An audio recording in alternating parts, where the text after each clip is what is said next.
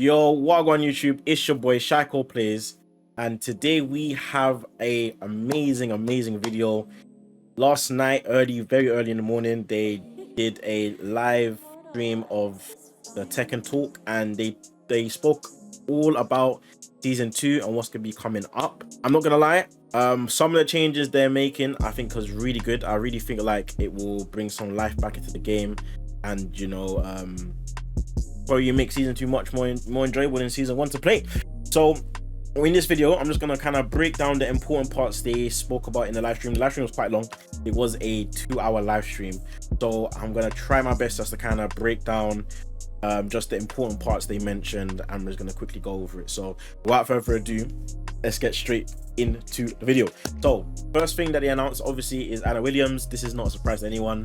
They basically teased it like a couple months ago that was going to be Anna.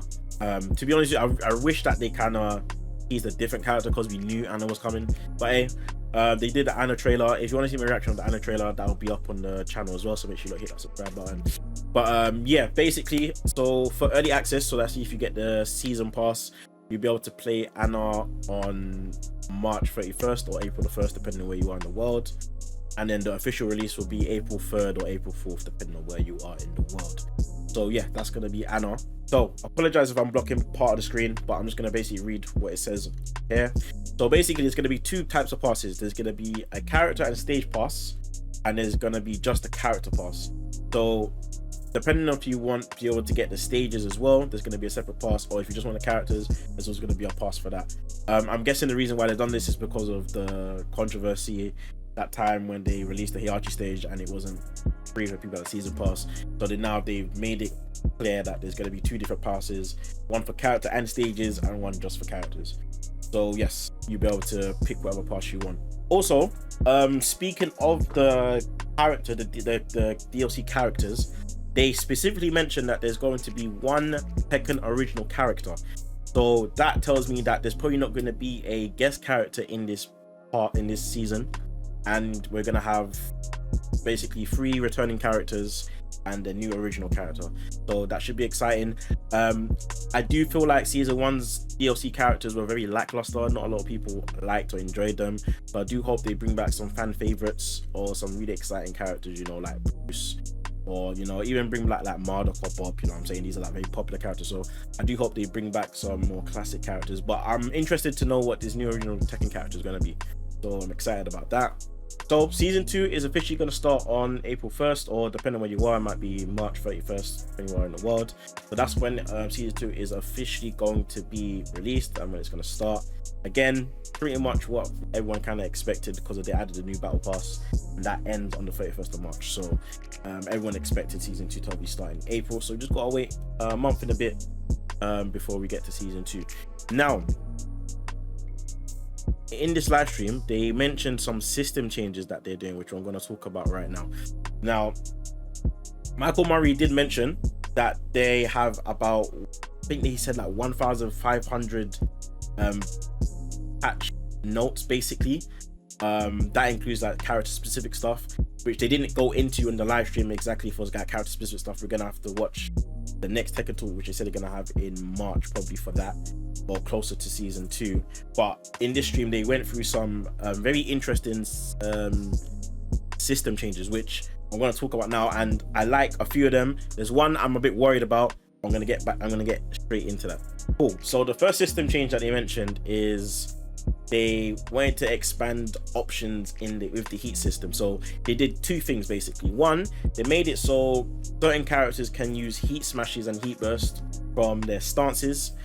And another thing, which this one really worries me, is they enabled you to basically be in crouch after a heat engager by either pressing down back, or down forward. Now that change in particular is very scary to me, I'm not gonna lie, because I understand why they did it, because obviously Anna is a full crouch mixed character, so they wanted her to be able to be able to use her full crouch mixes after a heat engager. But it worries me because of other characters, like for example Yoshimitsu. So as you know, Yoshimitsu has the unblockable low sword attack. So if he uses a heat engager, he's plus 17. Does that mean he's now gonna have a completely unblockable uninterruptible low launcher. Like, that sounds absolutely insane to me. So I'm assuming that they've obviously balanced certain moves, so this isn't a much of an issue. We pray, Bandai, we pray, please. So yeah, that's what they've basically done with the heat system for season 2, and they do show a bit of a video clip which I'm gonna play here. Hopefully I'm not gonna have the sound, hopefully I'm not blocking the thing, but you're gonna see here that in stance she does a heat burst, and then she could do a heat smash also from stance as well. Also, on a quick thing to note, that Athena seems to have some sort of install, which is very interesting. But yeah, so that's so obviously characters will be able to use heat burst and heat smashes from stance. And then I think they show the other example as well. Did they show that example here? I think it's further on actually. Hold on a second. Yeah, they show it with Anna, in fact. So we're gonna show the you being able to recover in full crouch. So that's normal when you use your heat gauge normally, and then here they're gonna show that you can recover in crouch as well. There you go. So yeah, those are the system changes. I am a bit worried about being able to recover in crouch after heat engage, but hey, hopefully they balance the game so it's not much of an issue. Cool. So the second system change they've done is they've called it reevaluate offense and defensive balance. So essentially what they've done is they've reduced chip in heat across the board. So basically chip damage is reduced in heat while when you're in heat, and also if your opponent's in rage, the chips also reduced even further. So chip shouldn't be as insane as it has been in season 1. I know a lot of you probably watched the EU Cup finals, and Nino was just doing crazy stuff with Joker, just doing a lot of chip damage on Joker. So you know, chip's been a big complaint in the community, I'd say. So this is quite a good change that I really like. And a huge thing, what they've alluded to, is it looks like they're getting rid of Power Crush heat engagers. Now it does say certain characters, so we don't know if it's going to be every single character, but the characters they did mention, or the characters they showed, was Asusena's her, I don't know what the notation is, but her high punch that no longer has a Power Crush property. I mean, yeah, that no longer has a heat property no more. They've changed it to, I think it's her 3-3, which they showed. And then they also mentioned Nina as well. So it's not just the high ones, it also looks like they're touching some of the mid ones. So yeah, man, I personally hope it's all of them are gone, in my personal opinion. But they did say certain characters, so we don't know, it might just be a few. But yes, very good change. We've been asking for that change a lot. So here is just an example of what I was talking about. So yeah, now her 3-3 looks like it's a heat engager, and I think they show the Power Crush is no longer the heat engager here, if I'm not mistaken. Yeah, as you can see, it's not a heat engager no more. So yeah, very good change, extremely good change. So this one here, guys, this one here is the big one. This is the one that kind of made me excited for how they're gonna balance the game, in my personal opinion. And they basically enhanced movement, they've enhanced sidestepping, so you can now literally be able to move to the foreground while in crouch. So there were certain situations where if you're in crouch, you can only move into the background, you can only sidestep. So if you're player 1, you can only move sidestep left, you couldn't move sidestep right. And obviously this was obviously in certain situations where like you could kind of do frame traps with certain characters. So for example, if you put them in a crouch state, they basically, your follow-up move would probably would be able to track to the side that they can only step in. So there was like a layer of skill there, but now they've made it so you can kind of sidestep anyway, which I know a lot of people didn't like that, but I feel like because of how aggressive this game is, I've been able to have much more movement options is very important. So I think this is a great change overall for the game. And they also made it so you can buffer sidestepping. Now sidestep buffering, as far as I know, was kind of already in the game, so maybe they've made it more easier to do or simpler to do. So it looks like you'll be able to sidestep much easier certain things, which I feel like is going to be amazing for the game. I think that's really good. And also one of the biggest things they did was they eased the input difficulty at the start of rounds. So I know you'll have had this situation where the round's counting down, is about to start, you've pressed your button and the button just doesn't come out, nothing happened. Like, it's so frustrating, but it looks like they fixed that problem now, so I am so thankful. So to me, when I saw this live, this was the change I was really excited about, because, you know, like, as a game as aggressive as Tekken 8, sometimes you can just get steamrolled and you just have to hold all the pressure, you know what I'm saying? But being able to now, looks like, where it looks like to me, is be able to use movement more, I think is absolutely amazing. So yeah, man, shout out to the Bandai team. You know, that this is a really, really good change, so I'm really excited for this change here. So here should be an example of being able to sidestep to the, as you can see, sidestep to the foreground. So now Dragunov's doing down too, but obviously it will catch, so it will catch him you sidestep to the background, but now obviously you can step the other way. Before you couldn't do this.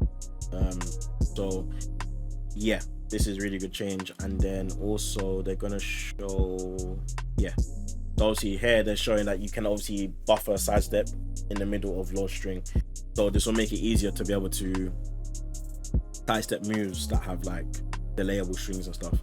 So yeah, overall really good change, really, really good change. This is the change that really got me excited for season 2. Right, so here, this is big. They basically changed the rank system a lot.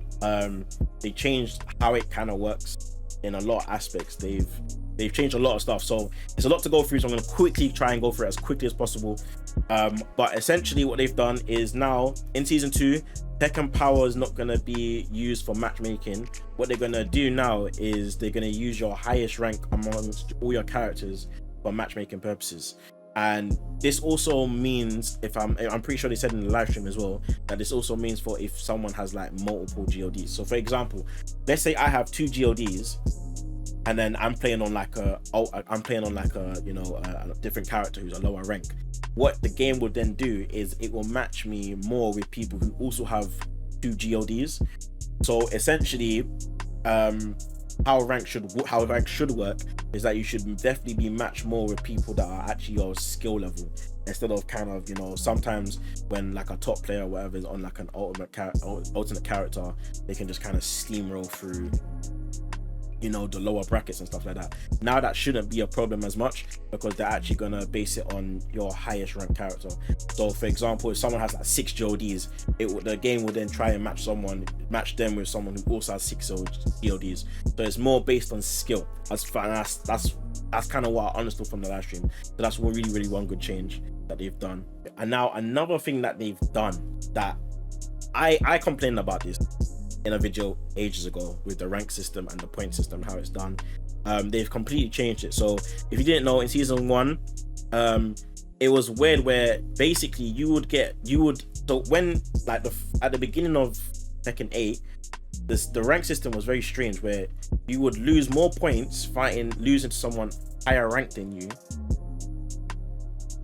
but if you beat them you didn't get much. It was just a very weird system, basically, without going too much into it. It was a very weird system. So now they've completely changed the point system where it makes sense. So if you beat someone a higher rank than you, you get more points.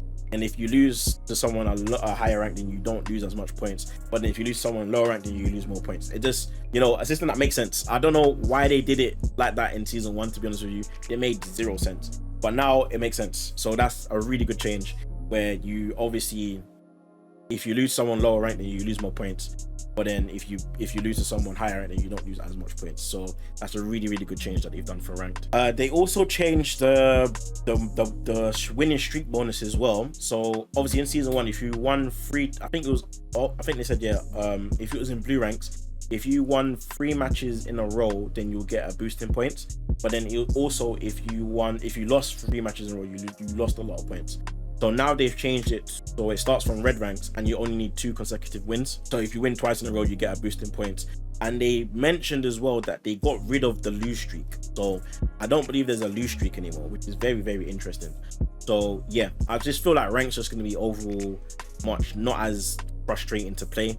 And yeah, it should be really good. I really like the rank changes they're doing. So another thing they're also doing in rank, they are doing a rank reset. So as you can see on the chart here, I know my head's probably blocking some of it, but on this chart here, as you can see, depending on the highest rank you reached in season 1 is, that will be the rank you're going to be in season 2. So for example, at God, if you've reached God before, then in season 2 you're going to start at Tekken King.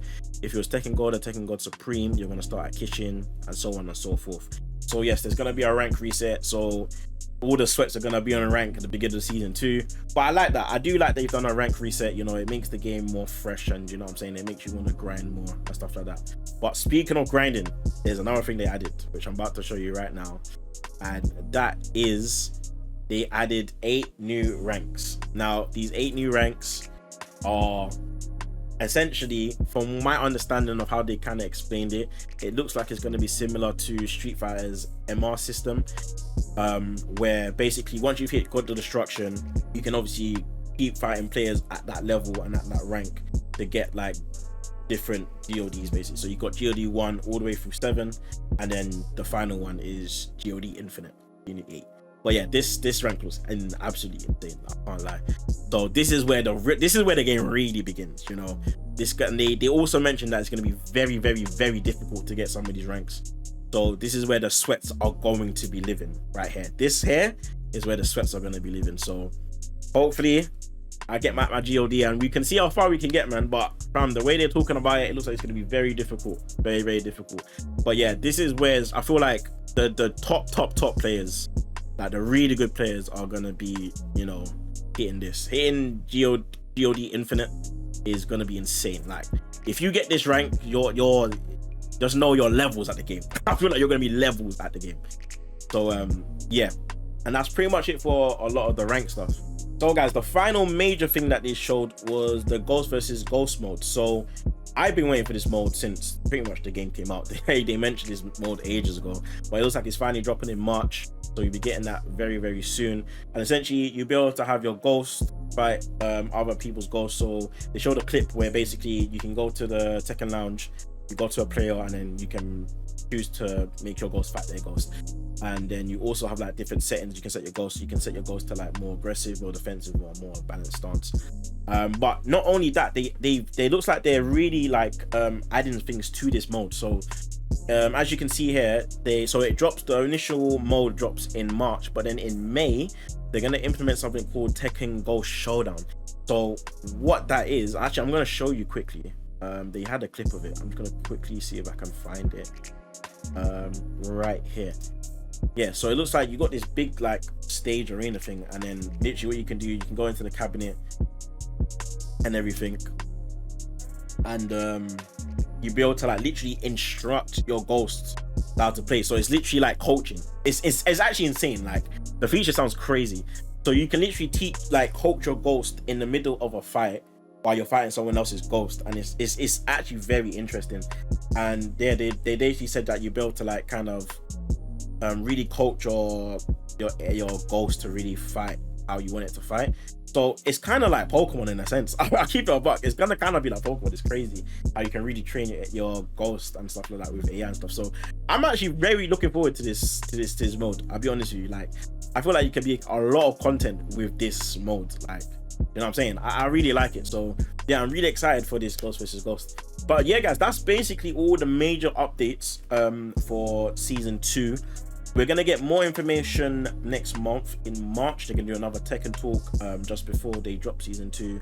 I believe that's when they'll probably go through more of like patch note stuff and character specific stuff as well. But yeah, guys, I honestly think this season 2 is really gonna save Tekken 8. The changes look good. We just need to see it in practice, and hopefully you know, it's enough to kind of bring people back into the game. And you know what I'm saying? So yeah, guys, thank you for watching this video. Appreciate all you guys. Make sure you please hit the like and subscribe button, and let me know in the comments, like, what's your favorite update in season 2? What's the thing you're looking forward to the most, or do you not like season 2? Tell me why. You know what I'm saying? Let's engage. Just engage. But yeah, guys, have a great one. Catch you in a bit. Peace.